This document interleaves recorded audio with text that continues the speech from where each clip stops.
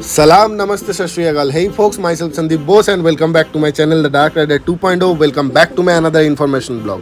আজকে চলে এসেছি আরেকটা স্পেশাল ভিডিও নিয়ে। ভিডিওটা এই জন্য স্পেশাল বিকজ এই ইনফরমেশনটা সবার জন্য খুবই ইউজফুল হবে। তো আসানসোলের বুকে অনেক দিন আগেই খুলে গেছিল হেলথ ওয়ার্ল্ড হসপিটাল, যেখানে কিন্তু বহু প্রসিদ্ধ ডক্টরস অ্যান্ড নার্সরা ছিল অ্যান্ড তার সাথে সাথে 550খানা বেডের ফ্যাসিলিটি, যেটা ইস্টার্ন ইন্ডিয়ার one of the biggest hospital বললেও ভুল হবে না। এছাড়াও অনেক অত্যাধুনিক কার্যকলাপ এখানে হচ্ছে অ্যান্ড তার সাথে সাথে কিন্তু এখন ওপেন হয়ে গেছে এখানে রোবোটিক সার্জারি, যেটা কিন্তু কলকাতার বাইরে এটা প্রথম আসানসোলের বুকে শুরু হয়েছে। তো এই কি থাকছে রোবোটিক সার্জারিতে? Head and neck surgery, cardio surgery, abdominal surgery, gynaecological surgery, urological surgery. Robotic surgery মানে কিন্তু প্রসিদ্ধ ডক্টর যারা রয়েছে তারা কিন্তু একটা রোবটের মাধ্যমে যে সকল পেশেন্টরা থাকে তাদের সার্জারিগুলো করে। তো এই রোবোটিক সার্জারির কী সুবিধা রয়েছে? Enhanced precision robotic systems allow for greater accuracy in surgical produce, reducing the risk of complications and তার সাথে সাথে কিন্তু যেটা পেন হয় এবং রিকভারি করতে টাইম লাগে সেগুলো কিন্তু রোবোটিক সার্জারিতে বহু দ্রুতভাবে হয়ে যায় অ্যান্ড পেনটাও প্রচুর কম হয় অ্যান্ড তার সাথে সাথে হাইজেনিকের একটা ব্যাপার তো রয়েই যাচ্ছে অ্যান্ড দেখা যায় নর্মাল সার্জারির তুলনায় কিন্তু রোবোটিক সার্জারি কিন্তু অনেক অনেক বেশি গুণে সাকসেসফুল। তো চলুন দেখে নেওয়া যাক এখানকার ডক্টরস এবং চেয়ারম্যান সাহেব কী বলছে, তাদের মুখ থেকে শুনে নেওয়া যাক তাদের কথাবার্তা। তো ভিডিওটি কমপ্লিটলি দেখবেন, লাইক তো অতি অবশ্যই করবেন, কমেন্টে জানাবেন কেমন লেগেছে না লাগছে, আর ভিডিওটি অতি অবশ্যই সবার সাথে শেয়ার করবেন বিকজ ইনফরমেশনটা সবার কাছে পৌঁছানো খুব দরকার।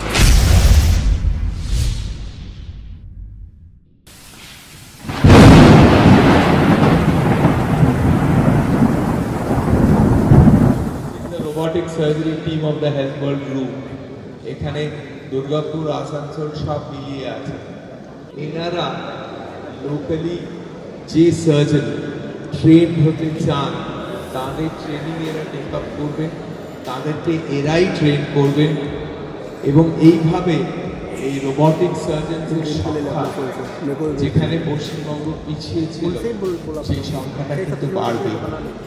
সেদিন আমি মনে করব যে আমার এই প্রচেষ্টাটা সম্পূর্ণতা বা সফলতা পেল, সেটাই আমাদের অ্যাকচুয়াল লক্ষ্য। ডক্টর গাঙ্গুলি, হাতে কলমের থেকে আপনার রোবোটিক সার্জারির ক্ষেত্রে সাকসেস রেট কতটা বেশি এবং রিস্ক ফ্যাক্টর কতটা কম? ডক্টর গাঙ্গুলি, যেটা প্রশ্ন করতে চাই যে আপনাকে, হাতে কলমের থেকে রোবোটিক সার্জারির ক্ষেত্রে রিস্ক ফ্যাক্টর কতটা কম এবং সাকসেস রেট কতটা বেশি?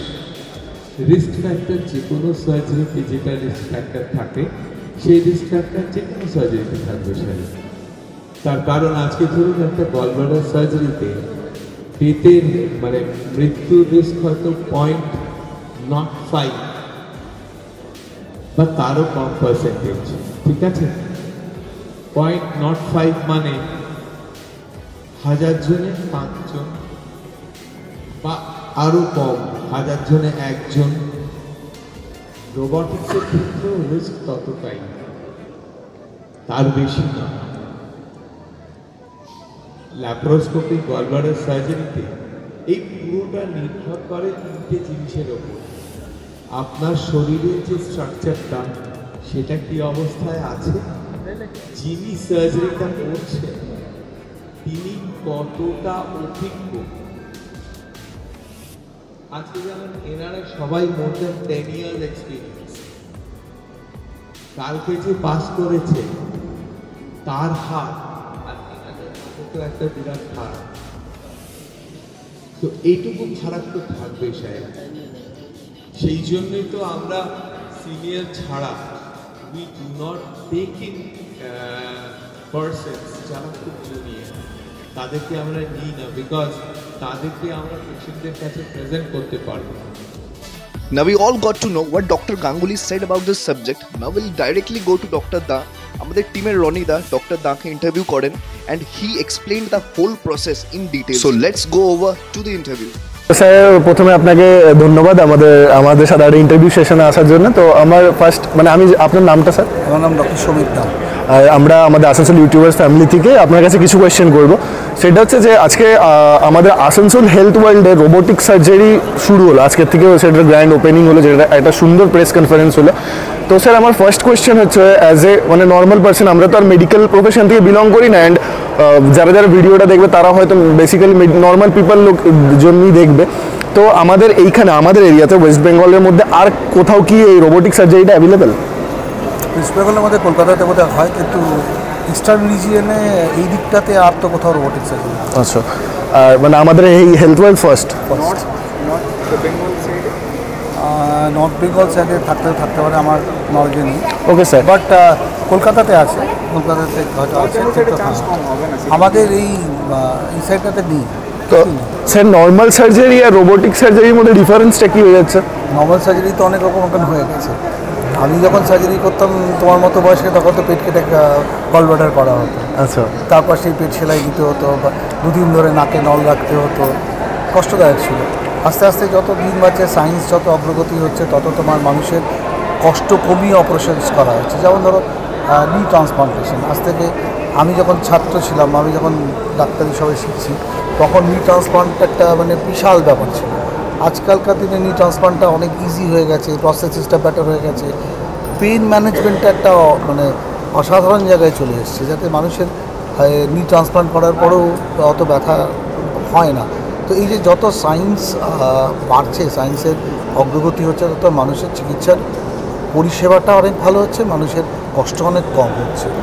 তেমনি ধরো ল্যাপারোস্কোপিক সার্জারি যখন এলো, ল্যাপারোস্কোপিক সার্জারিতে আমি প্রথম দিকের কথা বলছি, অনেক আগেকার কথা বলছি, আমার ইংল্যান্ড থেকে এক ভদ্রলোক এসেছিলেন ল্যাপারোস্কোপিক সার্জারি। তারা তখন বলছে এটা তো ডে কেয়ার সার্জারি, আমরা ভাবতেই পারতাম না। কিন্তু আজকের দিনে আমরা কিন্তু ভাবতে পারি যে গলব্লাডার অপারেশন করে তাকে পরের দিন ছেড়ে দেয়, যেটা আজ থেকে 10 বছর আগে আমরা ভাবতে পারতাম না। তো মানুষের সুবিধা তো হচ্ছে। আজকে মানুষ ভয় পায় না ল্যাপারোস্কোপিক সার্জারিতে গলব্লাডার করতে বা অন্যান্য সার্জারি করতে।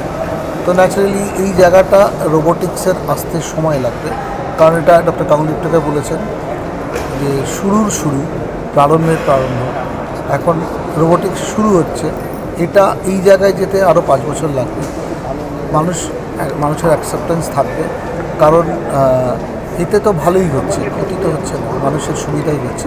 কনসোলে বসে আছে, হ্যাঁ, পেশেন্টের অপারেশন হচ্ছে, তো আপনি দেখুন সার্জনের হ্যান্ড মুভমেন্টসের সাথে ওইটা 3D বলে আপনি আবছা দেখছেন, হ্যাঁ, ওটা 3D ভিউ বলে দেখতে পাচ্ছেন না, তো চশমা পরে করছে, যেমন 3D ভিউতে করছে। আর এটা হচ্ছে আপনার পেশেন্টের এই রোবো আর্মসগুলো উনি কন্ট্রোল করছেন হাতের মুভমেন্ট দিয়ে। দেখুন এই যে হাতের মুভমেন্টটা করছেন, এতে আপনার রোবো আর্মসগুলো কন্ট্রোল হচ্ছে। এটা দিয়ে অপারেশন হয়েছে, এরপরে একটা অপারেশনের বাইকটা, মানে অপারেশনটা কীভাবে হচ্ছে সেটার একটা বাইক আছে। আমি অপারেশনের বাইকটা একটু দেখাও। এই যে হাতের মুভমেন্টসের সাথে দেখুন এবার কী করে আমরা অপারেশনটা করছি। ওই ছবিটা 3Dতে আছে, এটা আমি 2Dতে করে তুলেছিলাম। আপনি দেখুন কীভাবে এটা কাজটা হচ্ছে, হ্যাঁ। এবং আপনি বুঝতেই পারছেন যে কত সূক্ষ্ম কাজ করা যাচ্ছে, এবং এটা হিউজলি ম্যাগনিফাইড। এইটা যে আপনি দেখছেন, এটা 50 টাইমস ম্যাগনিফাইড দেখছেন, তো প্লাস 3D ভার্সনে দেখছেন। তো আপনি বুঝতেই পারছেন এটা তো, আমি বারবার বলছি না, সায়েন্সের অগ্রগতি। 3D ভার্সনে 50 টাইম ম্যাগনিফাইড অবস্থায় আমরা অপারেশন করছি, সুবিধা তো হবে। এই ফুটেজটা দেখার পর তো কম হবে। এই ফুটেজটা দেখার পর কিন্তু একটা জিনিস ক্লিয়ার হয়ে গেল, নাম কিন্তু রোবোটিক সার্জারি, কিন্তু রোবটের বিহাইন্ডেও কিন্তু একটা হিউম্যান বডি রয়েছে, যে এটাকে পুরো ব্যাপারটাকে অপারেট করছে। তো স্যার আমাদের এইখানে দুর্গাপুর বলবেন, মানুষ ভাবছে মানে এটা স্বাভাবিক যে রোবট এসে আবার অপারেশন করছে। আজ আমার পেশেন্ট বলেছে, ওরে বাবা রে, রোবট এসে পেট করে অপারেশন করবে, না, ওর মধ্যে নেই, ডাক্তার আপনি করবেন তো, মানে এরকম ধরনের কথা। তো মানুষের এই ভুলটা ভাঙাতে হবে যে ডাক্তারবাবু যে তোমার এমনি ল্যাপারোস্কোপিক করে বা সাধারণ সার্জারি করে, সেই ডাক্তারবাবুই অপারেশনটা করবেন। যন্ত্রগুলো নতুন, যন্ত্রগুলো ঠিকভাবে চালনা করে অপারেশনসগুলো। ইয়েস, টেকনোলজিটার নাম হচ্ছে রোবোটিক সার্জারি, কিন্তু বিহাইন্ড দ্য রোবট কিন্তু একটা হিউম্যান ব্রেনই কাজ করবে। আমাদের অভিজ্ঞ ডাক্তারবাবুরা রয়েছেন যারা কিন্তু অপারেশন করবে। তাই কেউ যদি আপনারা ভাবছেন যে রোবট এসে সার্জারিটা করে যাবে, এটা কিন্তু একদমই নয়। তো ডাক্তারবাবু, আমার আরেকটা মেন কোয়েশ্চেন, যে এই যে এত কিছু মেশিনারিজ আসছে, জিনিসগুলোর প্রযুক্তিটা আপগ্রেড হচ্ছে, তো এটা তো নিশ্চয়ই কস্টটাও আরও ইনক্রিজ হবে। হ্যাঁ, ডেফিনেটলি। কারণ যত দিন যাবে তত কষ্ট আস্তে আস্তে কমবে, কারণ আরও সস্তায় মেশিনসগুলো পাওয়া যাবে। এখন আমরা যে খরচা করছি সেটা আরও বিভিন্ন কোম্পানি আসবে, মার্কেটিংটা আরও বেটার হবে, আরও বিভিন্ন কম্পিটিটার্স আসবে এই মেশিনের, ডেফিনেটলি তখন যখন কস্ট হবে এটারও কস্ট কমতে থাকবে। আচ্ছা, যদি কোনো ইন্স্যুরেন্স হোল্ডার থাকে, জাস্ট কোনো ইন্স্যুরেন্স হোল্ডার বা স্বাস্থ্যসাথী কার্ড হোল্ডার বা XYZ কোনো একটা ইন্স্যুরেন্স হোল্ডার, তারা কি রোবোটিক সার্জারিটা সুবিধা নিতে পারবে ইন কেস যদি রিকোয়ার হয়? এখনো পর্যন্ত তো ইন্স্যুরেন্সে এটা তো একদম নতুন, আমাদের এই তল্লাটা তো একেবারেই নতুন। তো এগুলো এখনও পর্যন্ত ইন্স্যুরেন্স কাভারেজের মধ্যে আছে কিনা আমি সঠিকভাবে বলতে পারবো না। যদি ইন্স্যুরেন্স কাভারেজের মধ্যে এগুলো আসবেই, আজ না আসুক কালকে আসবে। একসময় হয়তো ল্যাপকুলিও ইন্স্যুরেন্স কাভারেজে ছিল না, তো যখন আসবে তখন মানুষের পরিষেবাটা ডেফিনেটলি পাবে। আচ্ছা স্যার, লাস্ট কোয়েশ্চেন, ঠিক আছে, মানে একদমই একান্ত আজ দাও কাল আসবেই। ওকে, আজকে সবাই এআই করে সব লাফাচ্ছে, দেখে নেবেন আজ থেকে বেশি না 2-3 বছর বাদে মানুষ এআইকে অ্যাকসেপ্ট করবে। যখন মোবাইল প্রথমে এসেছিল, মানে কত কি না আমরা ভেবেছিলাম, আজকে মোবাইল ছাড়া কারোর একটা দিনও চলে না। মানুষের যাতে সুবিধা হবে মানুষ সেটাকে অ্যাকসেপ্ট করবে, আর যখন অ্যাকসেপ্ট করবে তখন ডেফিনেটলি তার অনেক সুবিধাও আছে, অনেক অসুবিধাও আছে। সুবিধা একেবারে একটা পার্সোনাল কোয়েশ্চেন, আপনি তো এখনো পর্যন্ত প্রচুর সার্জারি করেছেন, রোবোটিক্স তো নয়, রোবোটিক্স এখনো পর্যন্ত হয়নি। রোবোটিক্স তো আজকেই এখানে শুরু হলো, মানে এর আগে আমরা রোবোটিক্স করা হয়নি। তো সেই জায়গাতে দাঁড়িয়ে স্যার, যদি কোনো ডাক্তারবাবু আসছেন রোবোটিক সার্জারি করার জন্য, তো সেই জায়গাটা তো পেশেন্টের একটা মানে ভয়ের ব্যাপার থাকবে যে আমার যদি এই রোবোটিক সার্জারিটার মাধ্যমে যদি কিছু প্রবলেম হয়ে যায় ইন ফিউচার। প্রবলেম তো কম হবে, আপনি দেখতেই পাচ্ছেন 3D ভার্সনে করছে, আপনি দেখতে পাচ্ছেন যে অতটা ম্যাগনিফাইড কাজ করছে, আপনি দেখতে পাচ্ছেন ইনস্ট্রুমেন্টসগুলো কত প্রিসাইসলি কাজ করছে। তাহলে আপনি আরও তো ভয় কম হওয়ার কথা। হিউম্যান সার্জারি থেকে রোবোটিক সার্জারিটা বেশি ইউজফুল না, যখন আমি যখন ছাত্রাবস্থায় ছিলাম বা যখন আমরা প্রথম ডাক্তারি শিখছি, তখন পেট কেটে গলব্লাডার করা হতো।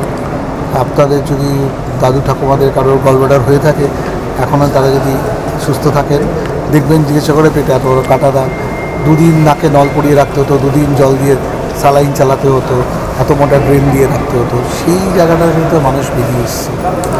এইগুলো আরও ভালো করে আপনাকে ভবিষ্যতে আরও ভালো করে দেবে। স্যার, রেঞ্জটা কেমন থাকে, মানে প্রাইসিং রেঞ্জ নয়, যেমন ম্যাম বললেন আর কি যে এটা রিমোটলি অপারেট করা যায়। রিমোটলি অপারেটটা তো ওটা তো স্যাটেলাইট দিয়ে হবে। ওটা সম্বন্ধে এই মুহূর্তে আপনাকে আমি সঠিকভাবে বলতে পারবো না, কারণ আমরা কখনো করিনি, বাট ভবিষ্যতে এটা আসছে। এটা স্যাটেলাইট কানেকশানসে অনেক জায়গাতেই হয়, বিদেশে অনেক জায়গাতেই হয়, বাট একটা সার্টেন সেন্টারে ধরুন গ্রুপ অফ সার্জন বসে আছে, আরেকটা সার্টেন সেন্টারে একটা গ্রুপ অফ সার্জন বসে আছে, আর both of them are interfering to the same patient with the robotics. হ্যাঁ, থ্যাংক ইউ স্যারকে আমাদেরকে এত সুন্দর একটা মূল্যবান সময় দেওয়ার জন্য, এত নলেজটা দেওয়ার জন্য, বিকজ আমরা কেউই মেডিকেল থেকে বিলং করি না। মানুষ জানবে যে রোবোটিক সার্জারিতে রোবটের ভয় পাওয়ার কিছু নেই। এটার পেছনে আপনি যেটা বললেন, যে ডাক্তারবাবু আপনার অপারেশন করতেন উনিই অপারেশনটা করবেন। কিছু যন্ত্রপাতি যেগুলো নতুন আসছে সেগুলোর মাধ্যমে, যেটা মানুষের ভালোর জন্য এসছে, যেটা মানুষের আরও সুবিধা পাওয়ানোর জন্য এসছে। তো এই ভয়টা যখন মানুষের কাটবে, মানুষ নিজেই আসবে। Thank you sir, thank you. সাহায্য ছাড়া এই নলেজ তো মানুষের কাছে যাবে না, আর মানুষ তো অপারেশন করতে সবাই ভয় পায়। সো আপনারা ডাক্তারবাবু ইন্টারভিউটা শুনলেন এতক্ষণ ধরে, তা এতদিন ধরে যদি মনে কোনো কমপ্লিকেশনস ছিল কোনো সার্জারি রিলেটেড, যেটার জন্য আপনি ওয়েট করে আছেন, কোনো সার্জারি করাচ্ছেন না, বাট একটা ক্রিটিক্যাল কন্ডিশনের মধ্যে দিয়ে আপনার দিন কাটছে, তাহলে কিন্তু বলে রাখি আসানসোলে কিন্তু হেলথ ওয়ার্ল্ড অনেক দিন আগেই ওপেন হয়ে গেছিলো, অ্যান্ড আজ থেকে শুরু হয়ে গেল সেখানে কিন্তু রোবোটিক সার্জারি। তো যা কমপ্লিকেশন আছে চটপট করে সেগুলোকে দূরে ফেলো, বিকজ ভয়ের কোনো কারণ নেই। কারণ নর্মাল সার্জারিতে যেই সকল জিনিসগুলো তো তার থেকে ফার বেটার হবে রোবোটিক সার্জারিতে। তো আপনারাও আসুন, আমাদের আসানসোল হেলথ ওয়ার্ল্ড হসপিটালে ভিজিট করে যান এবং এখানকার ডাক্তারবাবুদের সাথে অবিও কনসাল্ট করুন, দেখুন আপনার শরীরের জন্য, আপনার স্বাস্থ্যের জন্য কোনটা বেটার হচ্ছে। তো আজকের মতো ভিডিওটা এখানে এন্ড করছি, দেখা হচ্ছে আবার অনেক জলদি অনেক এক্সাইটিং ব্লগ নিয়ে। আসানসোল ইউটিউবার্স ফ্যামিলির পক্ষ থেকে আপনাদের সবাইকে জানাই অনেক ধন্যবাদ।